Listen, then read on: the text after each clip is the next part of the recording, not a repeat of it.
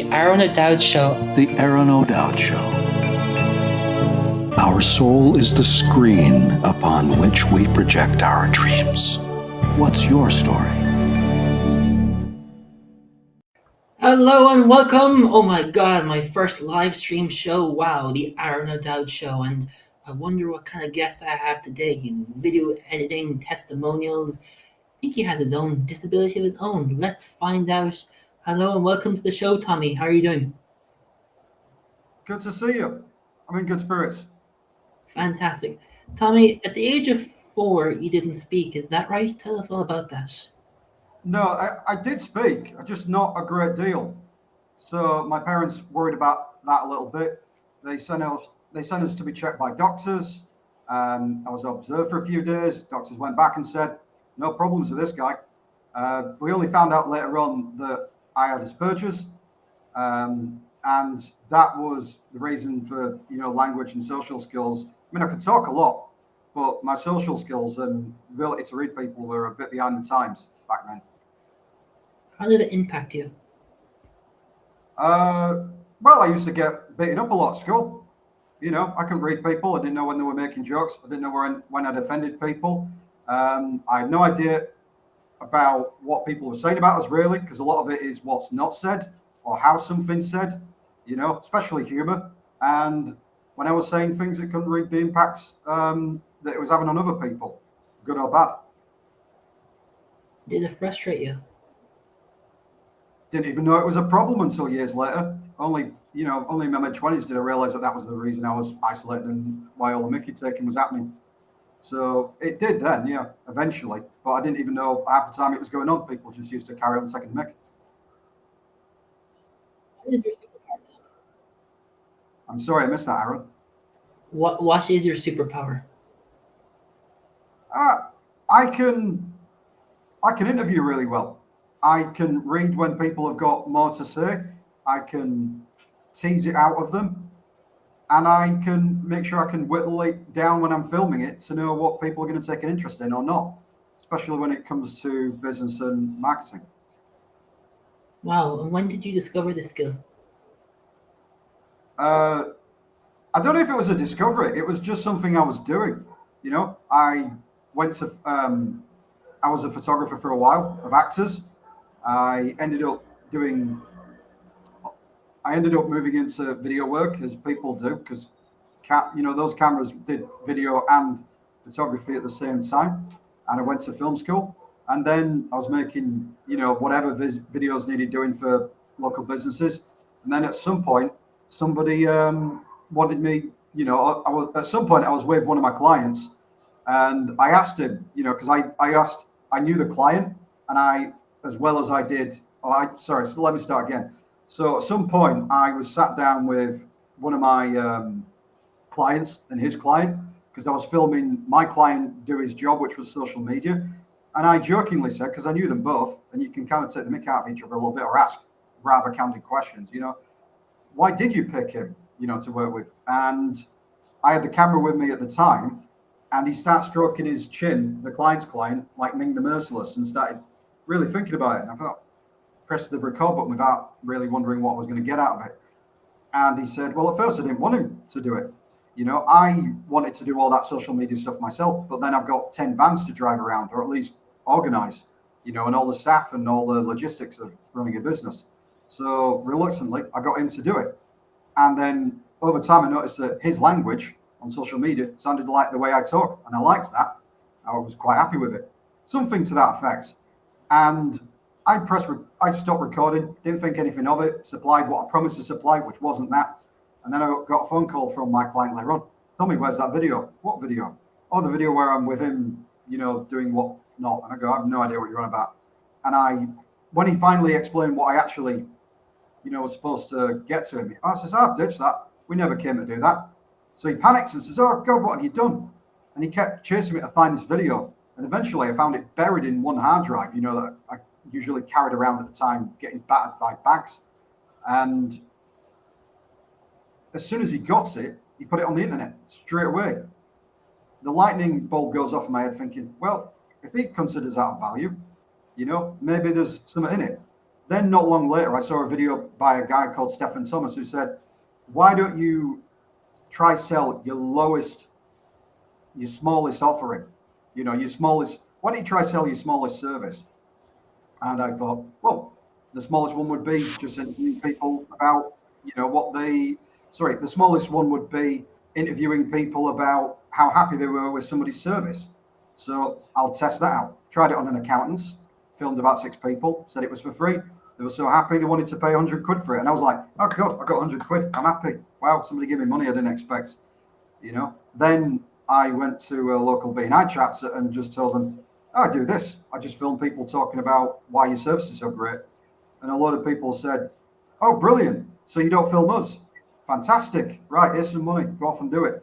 And that I was on my way. So it was kind of by accident. Are a lot of things in your life that made you successful just happen out of nowhere? Not out of nowhere, but I worked in corporate. I worked in a call center. So people on the spectrum, corporate can be a pretty brutal place. They haven't got time to, take into consideration what your particular needs are. So for me, ironically, in the call center, loud noises and buzzings and millions of voices stress me out. So I prefer to work in a room with nobody else in it, quietly. I got loads done, but they didn't like that because they like watching people, having kind of somebody over your shoulder, monitoring how many times you go to the toilet. So, and there was a lot of, in a corporate world, there's a lot of piss taking. Well, that's it. There is a lot of people making fun of you. So I didn't quite enjoy that too much. And if I was still there, I'd probably be going out of my head. When I actually left, there was a payment form at the end of it, or a leavers form that said, do not rehire. So I was never going to fit into that world. And if I was there back now, I'd really struggle. So it was a matter of survival. I wouldn't fit. It's interesting how we fit in certain environments. You tell us about Can and how you run the streets and practice social skills. Well, I didn't know I was doing it at the time. So, I was out networking till 4 a.m, thinking that this was going to get, my then potential film career off the ground. And to get to know people, they've got to like you. They've got to want to stick around and talk and, and go to other bars and take you along with them and, have some good adventures. And the trouble is that I didn't seem that really easy to socialize with. So you could talk for ages, but then you get worn out trying to talk and, make yourself look interesting. What actually people prefer, especially creative people, is feeling like there's a spotlight on them, that you're interested in what they've got to say. And you should genuinely be interested in what they've got to say. So you ask them about, their journey, what their opinions are, what they care about. And suddenly when they feel the spotlight's on them, they open up. And rather than just kind of taking that as an opportunity to say, oh, well, this is my version of events, you actually get them to dive deeper into their version of events, their journey. And they like that even more. So that's how I built up my network. And when I ended up doing video, that's an asset, that's a skill and an asset I used in business. You've spent a long time studying video and directing and so on. Tell us about that. I just watched a lot of movies, mainly from when I worked in a video store. So me not wanting to do anything of a miserable job, I wanted to be a creative. So I ended up going to film school, tried to get in for 2 years, struggled because I can't do interviews very well in the get a job sense. And that is not a thing that probably people on the spectrum have ever found easy, unless they've had a real bit of practice on it. And I was eventually allowed in. And, that's what I really liked doing. You could call it one way of avoiding a proper job, but, a lot of people from creative backgrounds end up in corporate and doing, or leading companies because they think outside the box. How did it feel not getting the interview? Crushed. I stayed at home for 2 years, didn't go out, overate, looked at the ceiling, didn't turn the TV on. That must have been hard. Yeah, nothing else to do. Didn't go out much, as I said. didn't have much of a social life. Film was my thing. That was the only thing I had going. So film must have been a therapy for you to dive into the aspects of and creativity. It was just interesting. It was a window to the world. You know, there are more approaches to filmmaking than there are religions. You know, and it was fascinating. You know, when you are living in one small corner of Leeds and you are watching films from Japan, Spain, literally a lot of people's first impression of a new place is through film. You know, a lot of people's first impression over ideas is through film. So it was my window to the world, and I found it fascinating. What do you find fascinating about it? The window, well, I guess I've answered it, but you know, the fact it is a window into new worlds.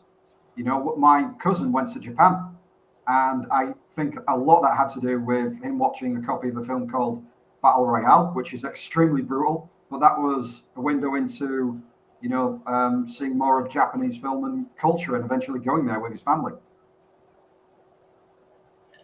And you probably spent every hour studying video. What is Tommy's favorite video he likes to watch? The one I've seen the most times is Train Spotting, but I've compared to a lot of people, I've probably only seen that 10. You know, I get actually quite bored by watching the same film more than once or twice.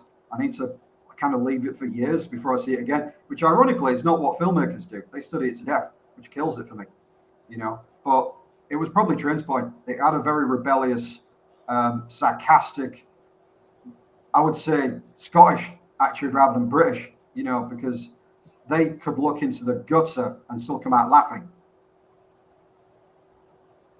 Wow, that's kind of interesting. I mean, you watch something 10 times, do you know the script? You kind of think, I haven't seen that, see this, so on. I need to leave. You might think 10 times is a lot, but more. I've known people that have seen Lord of the Rings 50 times in the cinemas. You know, a lot of people have an obsession with their favorite film. That is kind of mild numbers compared to most people. My parents detested that film. They'd never seen it, but they still detested it, what it stood for, because that was probably one reason I liked it. You know, we're all rebels, aren't we, at heart, you know, especially as teenagers. You know, but yeah, that's, you know, 10 times seeing a film is nothing. I've just seen so many others that there's no time to watch a film that many.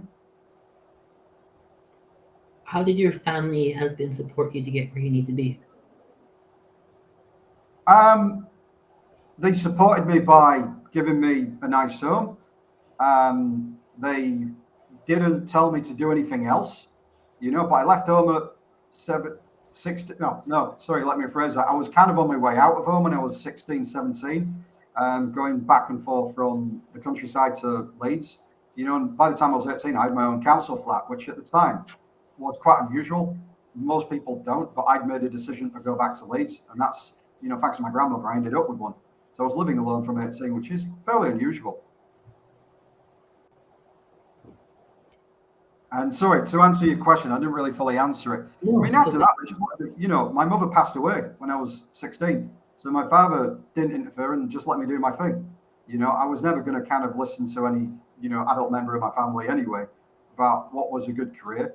I got told to do an IT career because that's what I was studying. But really, I never felt like there was going to be a permanent future in IT compared to anything else. And I think the times have really borne that out. You know, the more technology evolved, the more shrinkage there was in jobs, the more insecure those jobs became, and the fewer of them they're going to be. You know, somebody once told me that, and somebody once told me, who I hold in high authority, that eventually a lot of people will just be, reduce is the wrong word, but a lot of people will end up in carers careers because that's one of the few things that's left solid, or construction, you know, where you need hands.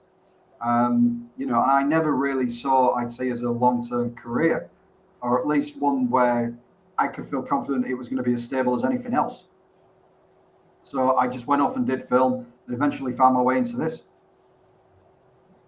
Wow. With your mom passing away, how did that impact you? The family for a while died. You know, we all fell our own way and drifted in our own paths. She was the glue that held it together. And after that, I just decided I wasn't going to do anything that people told me was a prosperous life. I just thought I could die anytime soon, and I became a hypochondriac. So I do get constant reminders that, nothing's permanent, and that I wasn't going to follow anybody's designated path. I see, and all the success you create, you wish she was here to see the success you've created. I don't dwell on that. You can't bring the dead back. As much as I'd like to, I don't think about it. I have pictures. She lives on in the family, but I can't revive what was. Do you know what I mean? People can drive themselves crazy thinking about people can drive themselves nuts thinking about that, and I'm not going to start. No, I get that. And what, like, you're doing IT, you're filming, you're doing all these stuff, but what was that pivotal moment in your life realized, I am making some level of success and people are seeing. Sorry, Aaron, you got cut off a little bit towards the end of your sentence. So what was success for you at that time? Well, you get out of film school and then you find the world is a very difficult place to make a living, and not everybody's going to hire you straight off the bat, and the competition for places is ridiculous. And somebody who's a slow learner like me is not easily going to get on a film set. I had an interview at the best film school in the country, which is really, really hard to get. But they didn't want me to just walk out of one film school and into another, theirs. They wanted me to have some industry experience. But, getting industry experience is not an easy thing to do when you really need to get your way around cliques and social groups that often spend that time drinking in bars, and surviving in, expensive parts of the country. So I was never really good at that. And I used to see people on film sets doing set photography who didn't even have the right equipment, but were in the right bar at the right time, which requires a certain amount of maintenance. And maybe I could have worked harder on that, but it just didn't go that way. So, I was for a long while just surviving, just making enough money to live. I was trying to do that through photographing actors and then making video for, people's social media in the early days, or whatever they wanted me to do. Whatever I got asked to do, I did. Usually not brilliantly because it wasn't my flame. But, you just kind of go from one thing to the next, adapt, survive, and then find the thing that is working well. Is it correct that you made short films in between this? Yeah, I made short films because they would get you into Cannes, and then you would get a badge that you didn't have to pay 500 quid for, or whatever it is now, 400 quid back then, which was a hefty chunk of money when you hadn't got much. And then I would, say I've got a short film in Cannes, nice little bit of validity, even though it pretty much ended up on a tiny little computer screen rather than actually having a proper screening. But it got me, the right to go around there and, network with other filmmakers, many of whom, the ones I care about, are still my friends and still keep doors open. Some of them, when I was focusing on more business content, were letting me crash in their homes in London or taking us out, and still being supportive. So no complaints. I'm still blown away. Your little short films. I'm thinking, wow, I wonder what they were about. Some of them one of them got me into film school, but I'm kind of embarrassed about it, so I don't really show it off, and I keep it that way. I still watch it every now and then to remember what I could do well and what I was good at, and who knows, I might do more of that later on. It was at the time a bit esoteric, as some people would say, like a bit vague. Nobody knew what was going on, and you pretend that's what you wanted to do on purpose. I actually went the opposite of that, especially in business. The more clear you are, the more explicit, the easier it is to get your point across. So I went from one extreme to the other. These days, when I do videos for business, I don't like any ambiguity.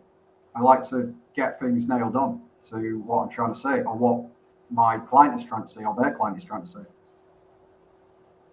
What was that pivotal point to transfer from artistic creativity to business creativity for people? I don't think there was a specific moment. It was just I needed money, and somebody put their hand out and said, "Here's some cash. Help us out. You just do what you need to do to survive." And at the time, it was doing videos for businesses, mainly testimonials. You Wow. take the money, but you take the money doing something that you like, and you're a uniquely able problem solver. You'd rather do something that nobody else can, because if you do something that everybody else is doing and other people do better, then it's harder to justify a decent pay wage. And then you end up, kind of battling out with everybody else for diminishing returns and lower income. What is the problem that you solve, Tommy, for people? I meet hidden gems, real experts who are uniquely gifted and are better than pretty much nearly everybody else on the planet at doing what they do. But nobody knows about it, or nobody believes it until they see what the clients have had to say, or until they've actually had a decent conversation with them. So I turn people from hidden gems into global treasures. And I do that using video testimonials and introduction videos. Wow, I love that. Going from the rocks in the ground to the diamonds in the world. That's fantastic, you know? That's a nice way of putting it. I might steal that. And where was that point where you realized, hey, I can take someone and turn them into amazing for their testimonials for their business? Well, some of the people I work with are already established. And when I say hidden gems, I don't mean hidden that they're like so far out of sight, they're not busy helping people. You know what I mean? But some people are very good, but in a local sense to others, right? Some people are well known locally, not regionally, not nationally.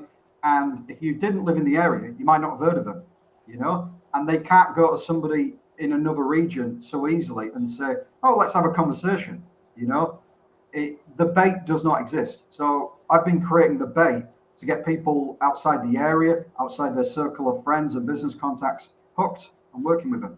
It used to be that you met everybody in person. Now you don't.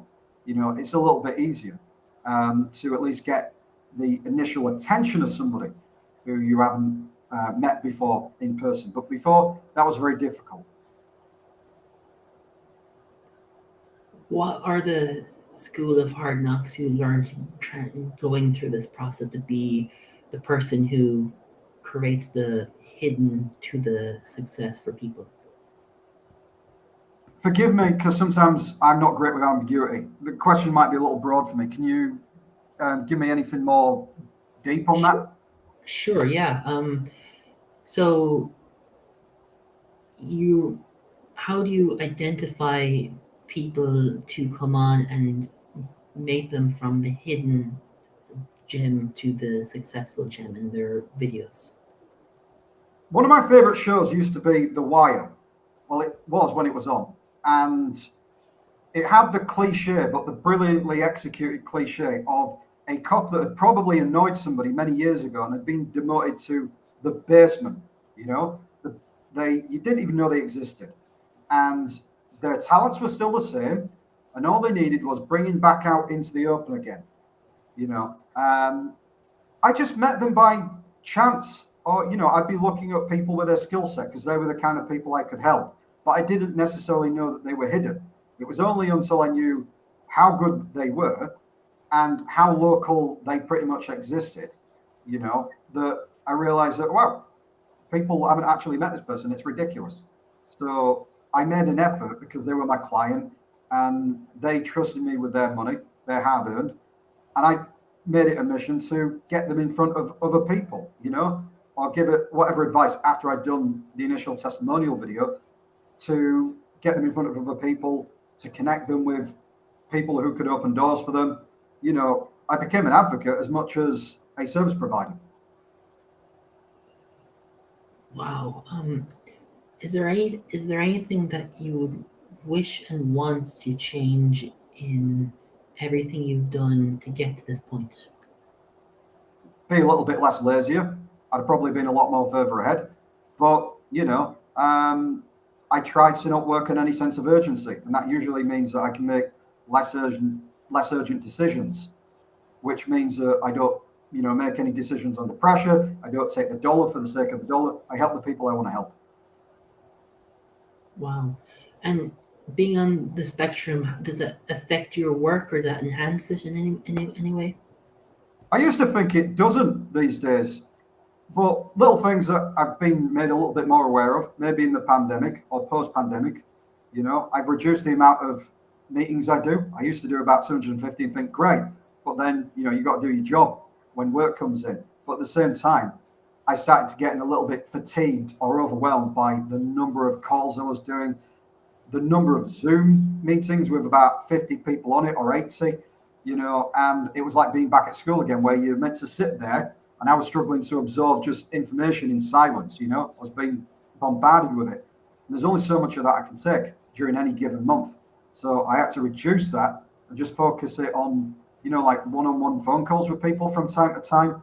There is sometimes an overload of information. So I had to manage that so I wouldn't feel stressed out. And when it came to my workload, I could get still a decent amount of it done during the daytime. So it was kind of managing, the overwhelm. Hence, I still live in Gozo, which is probably one of the most sedate places you can exist in. I wonder how a guy from UK ends up in Malta. There's a story there, There is. Can I get a swig of water just Yeah, go ahead. burning out, talking too much? Just give me one moment. Yeah, no worries. Living in I'm going to be very quick. Yeah, no worries. Right next to us, excuse me. That's the thing, is you're talking a lot, you need a lot of water, and living in places like Malta and Spain, sweating, anything, I have to have the AC on all the time, and it's hard, and you probably experienced the same, Tommy. But for me in August, I was sweat dripping on Zoom, and everything is like, this is not real. The AC has to be on. I have to have a conversation with Mother Nature, I relate to that being on a Mediterranean island, which is extremely close to North Africa, just like yourself in where you are. I had to make a point of going to work essentially in air-conditioned bars for the summer and making sure I was out on time going to those places, which sounds a bit like co-working, but I prefer it when my co-workers speak a language half the time. They all know English, but they prefer to speak in Maltese half the time, which is great because I can tune out. I don't understand it. I can focus. And they're all kind of socializing, doing their own thing, and, having a tea, coffee, or a beer or whatever. That's, nobody's coming to distract me. Do you know what I mean? So it was a decent environment. But during the summer, sweat dripping like mad. Tell us how you ended up in Malta, Tommy. This is a long story. I've recounted it a few times. But my grandfather, let me go back. My great-grandfather, over 100 years ago, got sickness because he was near a dead soldier in Belgium. That's what I believe to be the story. And they sent him to Malta to recover because there wasn't as much going on there at the time, fighting-wise. So he was here. He was swimming in the Mediterranean every day before boats were around, to pose a danger to doing that, or at least in certain waters, swimming in the harbour. He loved it. Went to his wife, says, let's go live in Malta. And she goes, no. So that was it.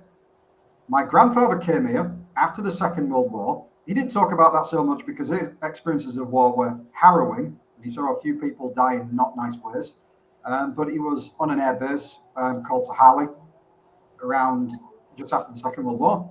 He goes home. He doesn't say quite as much, but obviously my dad's heard loads of stories from his grandfather, my great-grandfather, about Malta, So he takes us as kids to Melilla, which is in the north. And we have a great time, sun, sea, by the pool, seeing places. It's got a tremendous history. People are coming out to film it. Again, it was the location for the Midnight Express. It was used for Gladiator. Oliver Reed died here. Gladiator 2's been filmed here. Jurassic Park's been filmed here.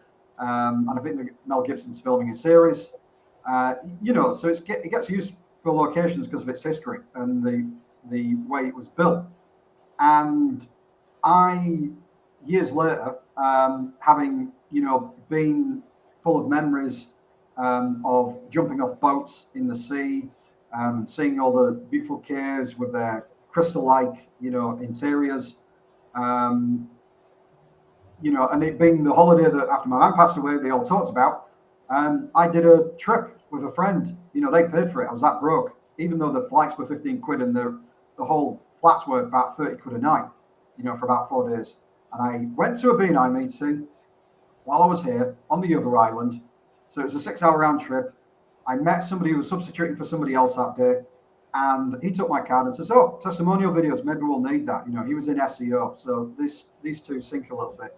But I didn't think in the life of me he was ever going to make a call and say, "When are you coming back?" So one of my friends, another one, had bought me a 70 quid, Ryanair voucher, and I used it on flights to go back to Malta and do the job. I was, still a bit tight at the time. So I flew over, filmed his client who'd rescheduled a flight so he could be, around to do the filming. It went well, filmed a load of other people for this guy. Then, would come back and forth trying to build a post-Brexit market up because it didn't look good for the UK back then, and I don't think it looks too good right now. And that's all I considered Malta as, not a living destination, just a working one occasionally.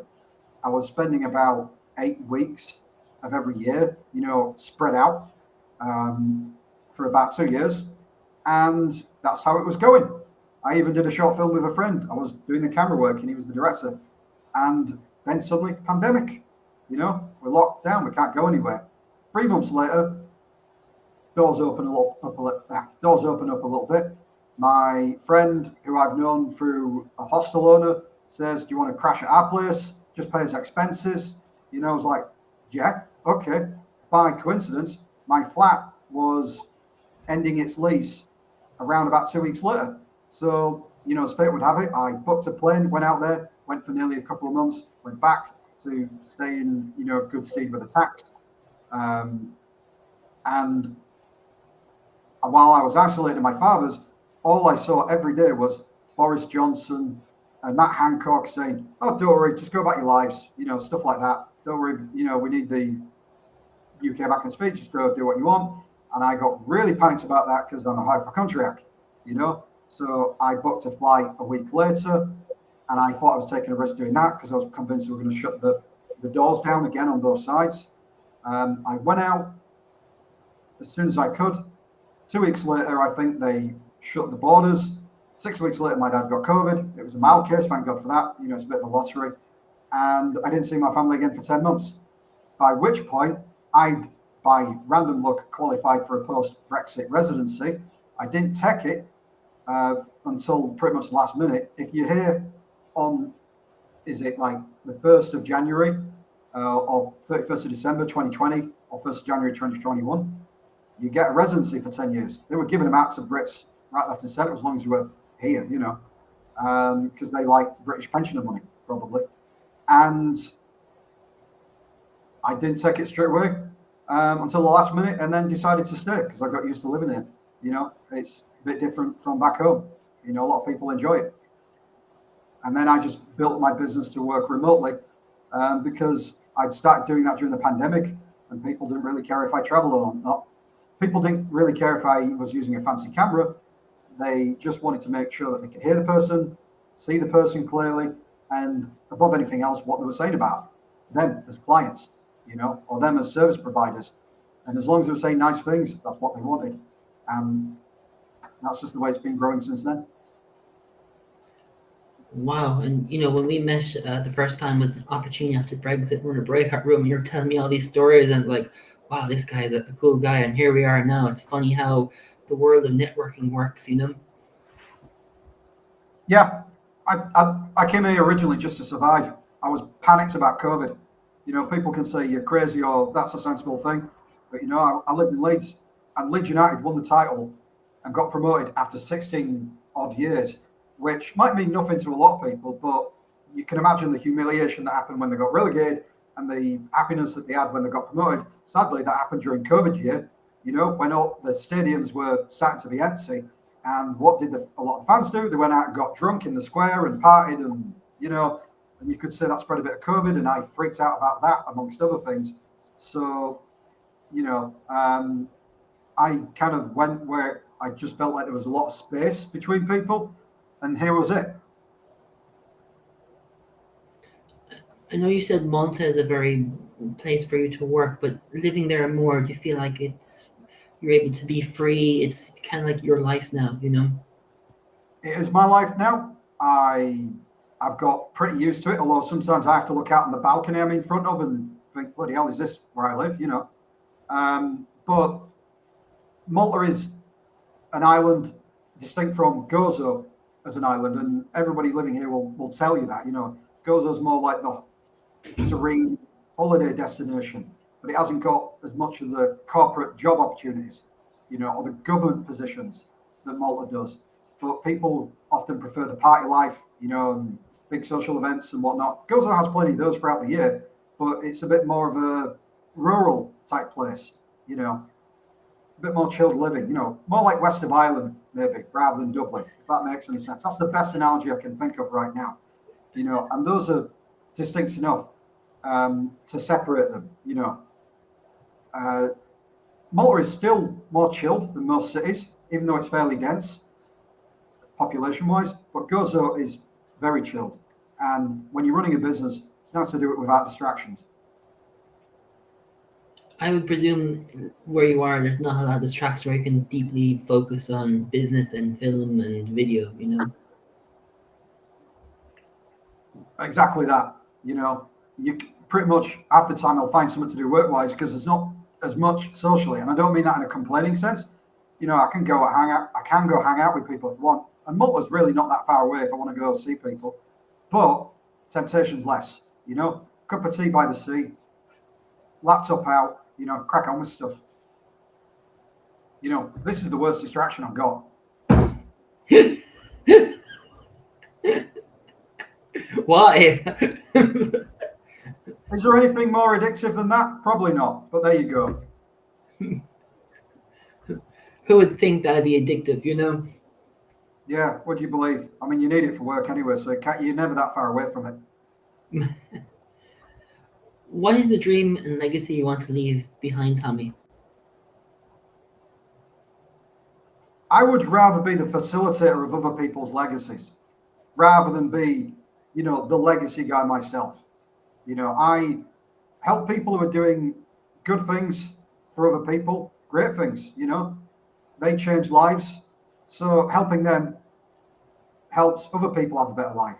So rather than sit at the front and, and be seen doing it, it's nice to just work behind the scenes and let really gifted people go and do their thing and be part of that. Get them in front of more people because they will change lives. And I'm happy enough helping facilitate that or helping make that happen.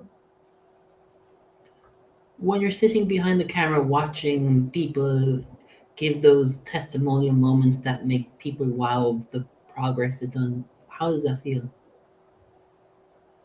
Sometimes it's quite emotional because a lot of people don't reflect on their progress or how proud of themselves they are, and when I get to sit with people and get them to open up and say, how far have you come really? They've never thought about it, or at least they've not thought about it very much because they're in the daily grind dealing with whatever. So although I'm filming stuff for my client, often the people in front of the camera are actually looking, wow, I've had it pretty good, or it's turned out pretty well. I'm pretty happy. It's a bit like James Stewart, It's a Wonderful Life. I'm not saying life is wonderful for them necessarily, but they might be pretty happy with the way it's gone. And they often only realize that when they actually start talking about it with a neutral party.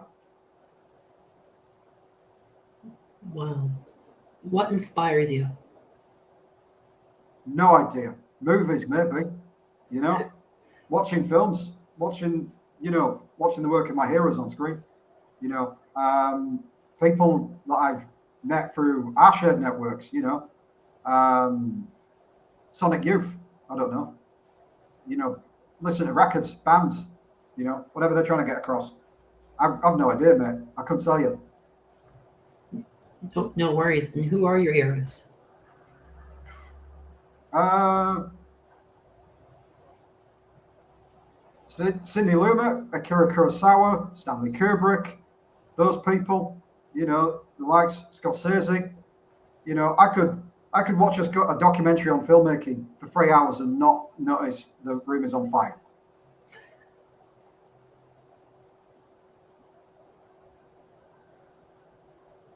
Wow, that's incredible. You know, One of the best things I've ever seen, and I wonder if people who don't have any interest in filmmaking might actually find it worth watching, is there's a 3 hour documentary about the making of Blade Runner and the hell that people went through to get it made.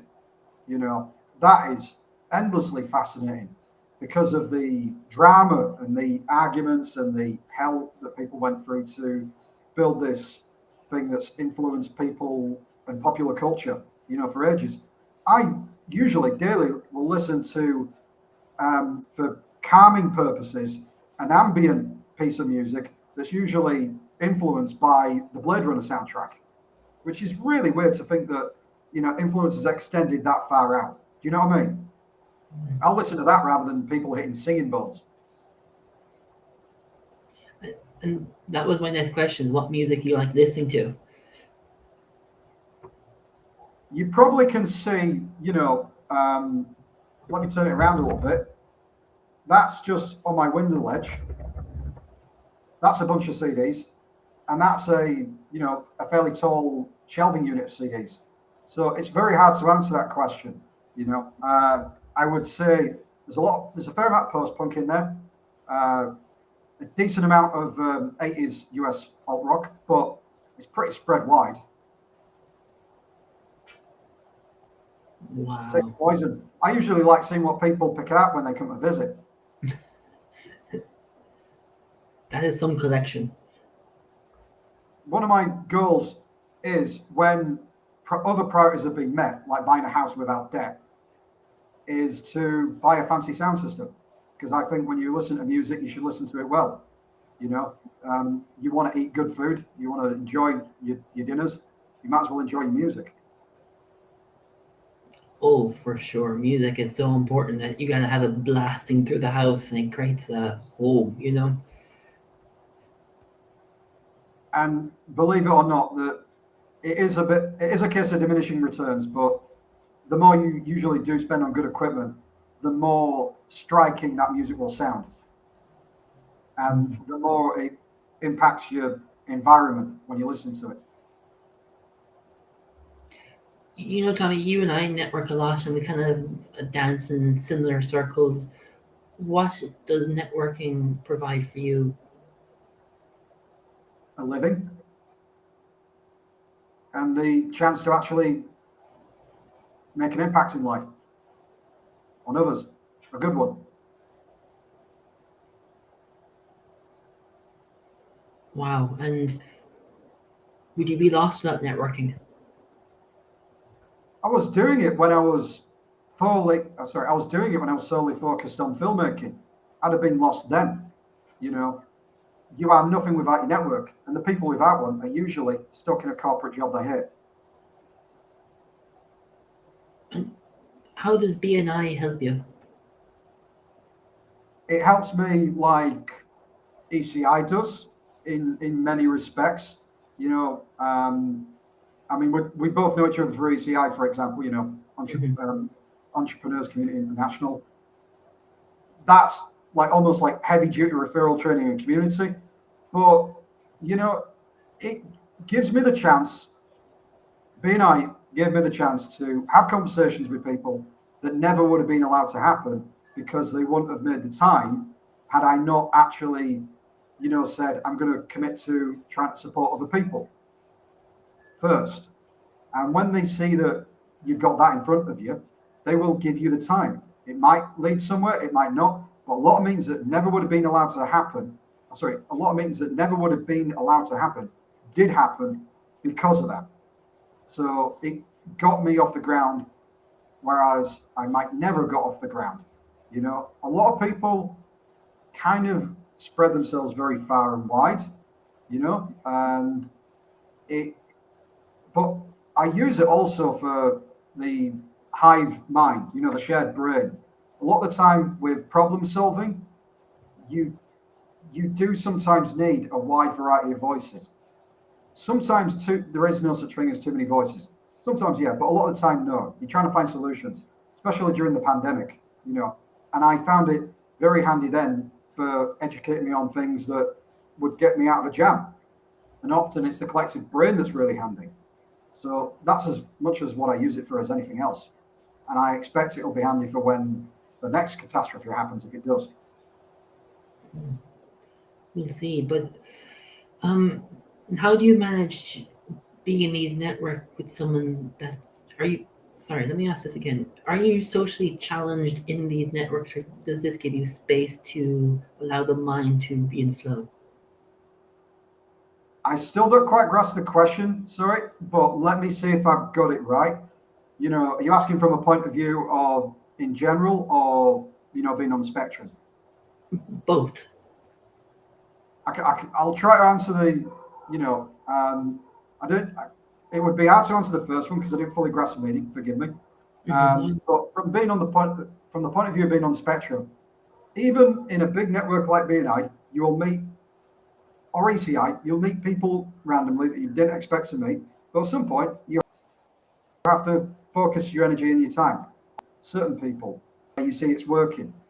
I always think there's room for somebody else interesting to enter the world. So you can never put the shutters fully down. But at the same time, at some point, you have to get really focused. Rather than trying to cast a net widely and trying to do a lot with a lot of people, more comes with spending more time with fewer people. And so that's usually the way I manage it. And if I didn't, as I said, being on the spectrum, the overwhelm would be a bit too much. And it did get too much a few times. It's a process trying to figure out how to manage time and politely say, I'm really sorry, I haven't got time for this.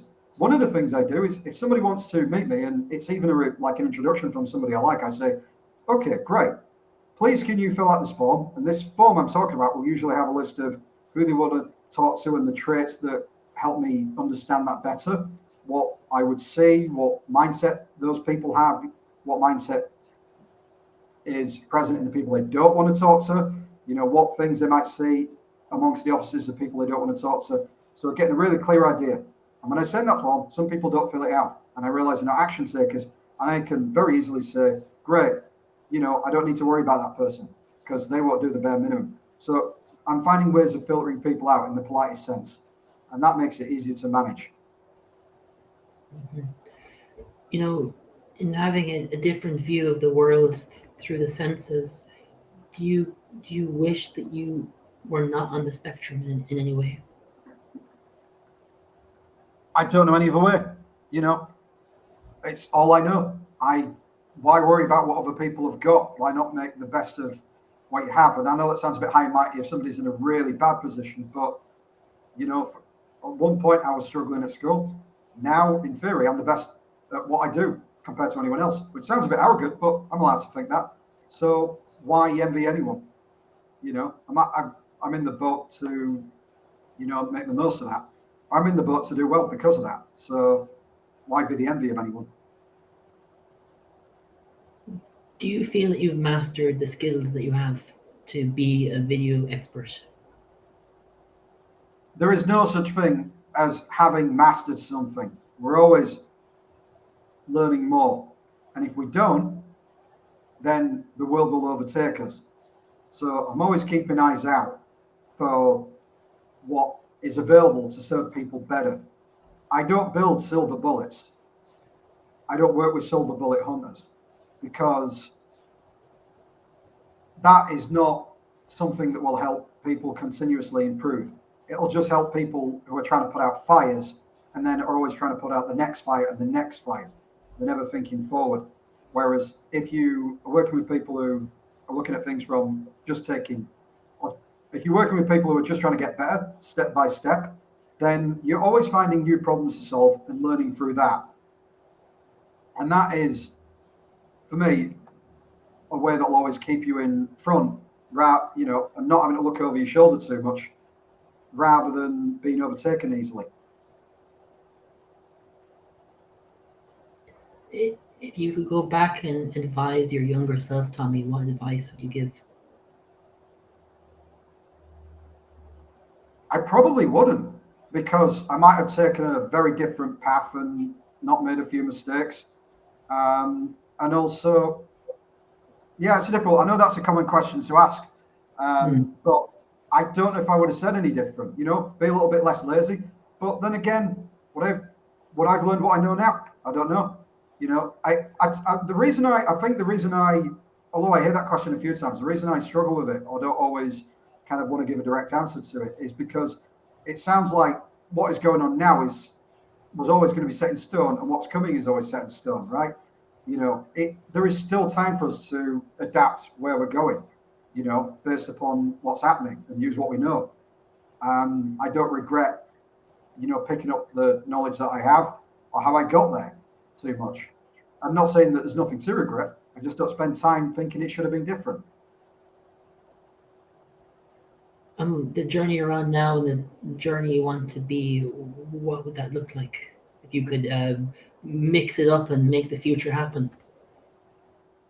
Do you know what? I've hit a point where I'm not exactly sure what that is. I'm still figuring it out. I'd like to serve more of the people I want to help, and that's always an ongoing process.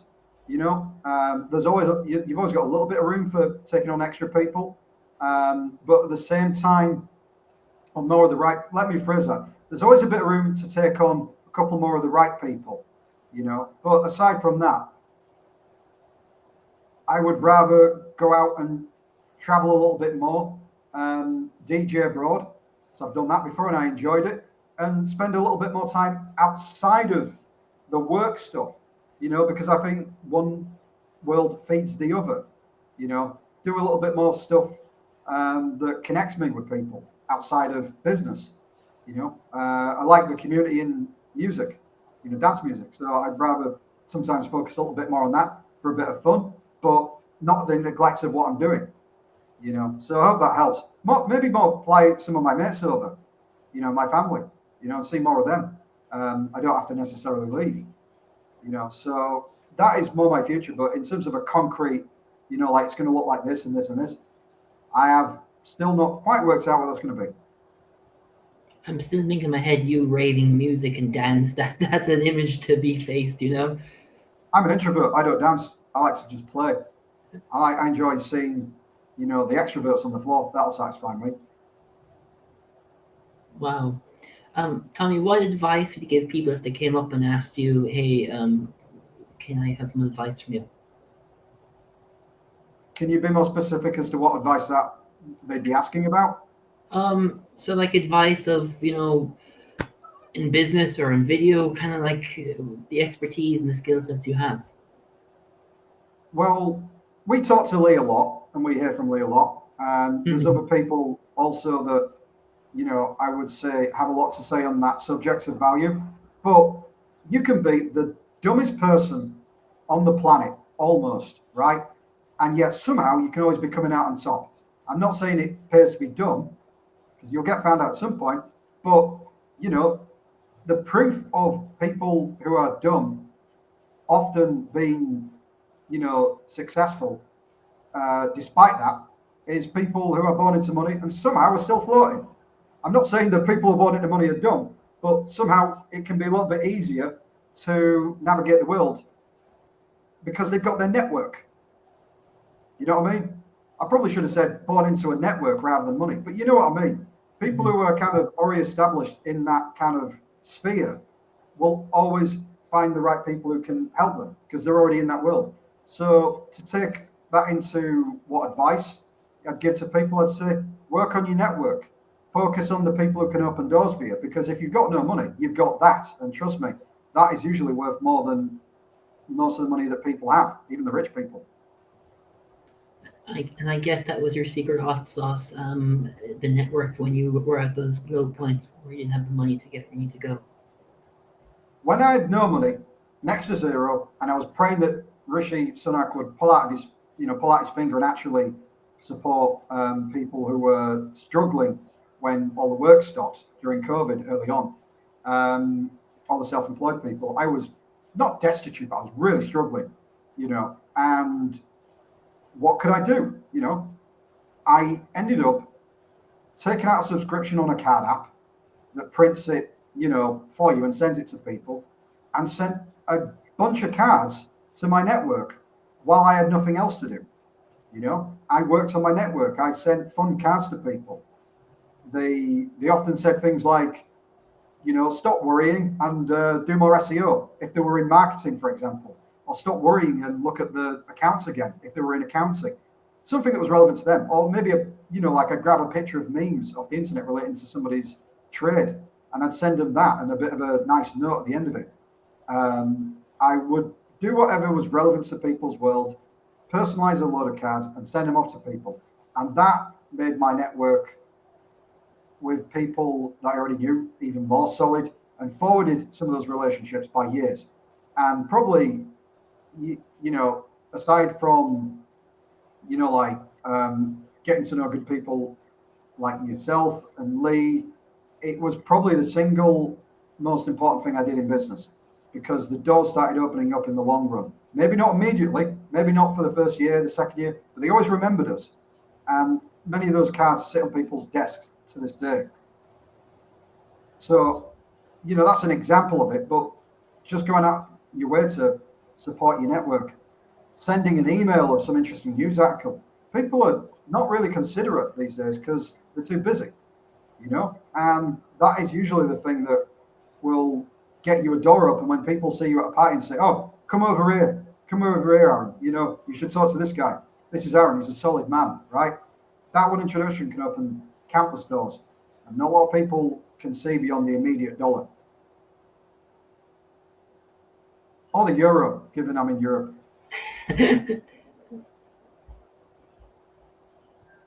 Tommi, where can we find you, Tommi? Well, I'm a Google whack, given my name, so I'm easy enough to find that way. LinkedIn is probably the best way to find us. I'm always there. I'm an addict, so I'll probably not be leaving it alone for too long. Tommi, it was a blast, and thank you so much for sharing, man, and coming on. It's been a huge blast. Thank you for having us. I appreciate the questions. You say more with maybe 4 or 5 words in a question than most people do with paragraphs. Fantastic. Thank you, everyone, for listening, and looking forward to the next amazing episode of the Aron O'Dowd Show. Thank you for listening to the Aron O'Dowd Show, where the world's best stories are told.